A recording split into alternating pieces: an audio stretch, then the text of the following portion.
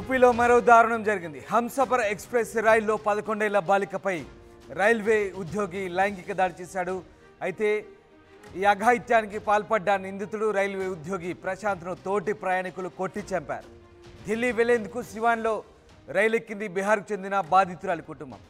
General టికెట్లు తీసుకొని TT అనుమతితో ఏసీ కోచ్ డీలో కూర్చున్నారు బాలిక కుటుంబం. అయితే రైలు లక్నో దాటగానే అక్కడికి వచ్చిన కోచ్ అటెండెంట్ ప్రశాంత్ కుమార్ బాలిక తల్లి లేకపోవడంతో బాధితురాలపై లైంగిక దాడికి పాల్పడ్డాడు.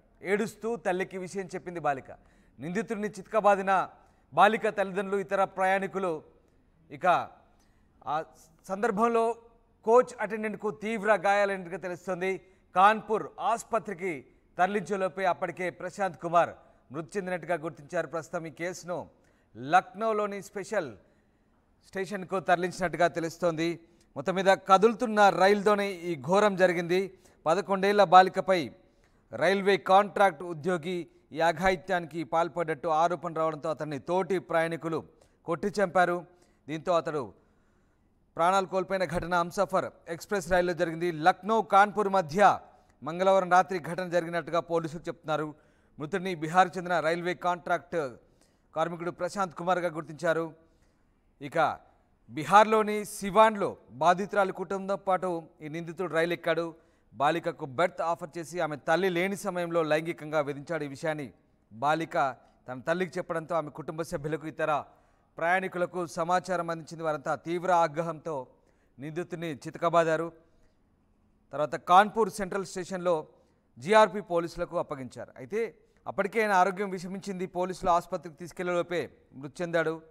ఇక బాధిత బాలిక ఇచ్చిన ఫిర్యాదుతో ఎఫ్ఐఆర్ కూడా నమోదు చేసినట్టుగా పోలీసులు చెప్తున్నారు. ఈ కేసును లక్నోలోని జీఆర్పీ స్టేషన్కు బదిలీ చేసినట్టుగా పోలీసులు చెప్తున్నారు.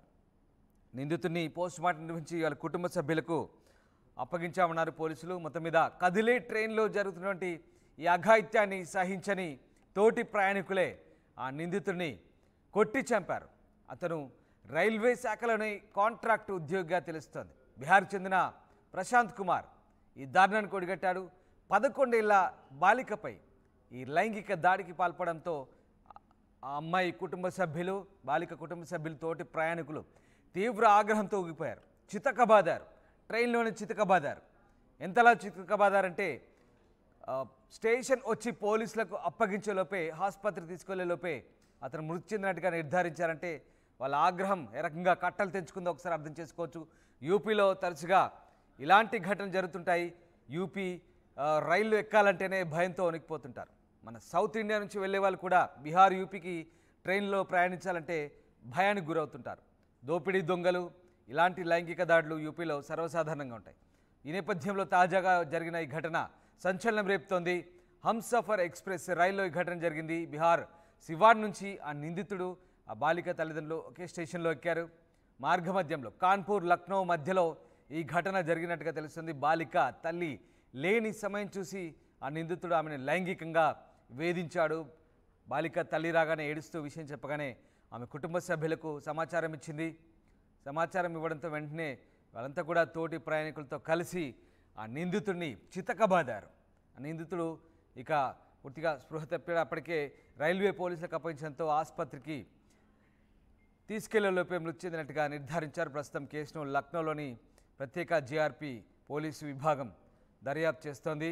ఢిల్లీ వెళ్లేందుకు సివాన్ నుంచి రైల్లో ఎక్కారు వీళ్ళంతా కూడా. బీహార్కు చెందిన బాధితురాలి కుటుంబం జనరల్ టికెట్ తీసుకొని టీటీ అనుమతితో ఏసీ కోచ్ డీలో కూర్చున్నట్టుగా తెలుస్తోంది. రైలు లక్నో దాటగానే ఈ ఉదంతం చోటు చేసుకున్నట్టుగా తెలుస్తోంది.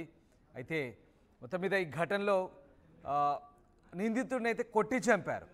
ఇన్స్టాంట్ జడ్జిమెంట్గా కనపడుతుంది. అక్కడ కొట్టి చంపారు. బట్ దీనిపై అయితే పోలీసులు కేసు నమోదు చేసి దర్యాప్తు చేస్తున్నారు. బాధిత బాలిక ఇచ్చిన ఫిర్యాదు మేరకు ఎఫ్ఐఆర్ అయితే ప్రస్తుతానికి పోలీసులు నమోదు చేసినట్టుగా తెలుస్తోంది. మరి పూర్తి దర్యాప్తు చేస్తున్నారు.